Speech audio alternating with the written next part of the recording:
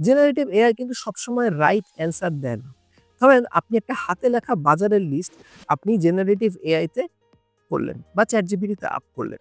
Up করার পর আপনি বললেন যে, "এটা আমাকে লিখে দাও, এটা আমি এক্সেলে কপি করে পেস্ট করব।"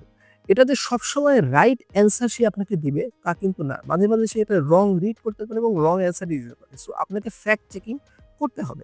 অনেক ক্ষেত্রে আমরা এটাও দেখেছি যে জেনারেটিভ এআই এর কারণে মানুষ ফ্লাইট মিস করে। এআই কে জিজ্ঞেস করেছে যে, "আমার ফ্লাইটের টাইম কত?" এবং জেনারেটিভ এআই ভুল টাইম দিয়েছে। কারণ জেনারেটিভ এআই কিন্তু নতুন করে কনটেন্ট জেনারেট করার জন্য তৈরি করা। এটা কিন্তু রেডিলি অ্যাভেইলেবল কনটেন্ট এর জন্য ইন্ডেক্সিং করে দেয় না।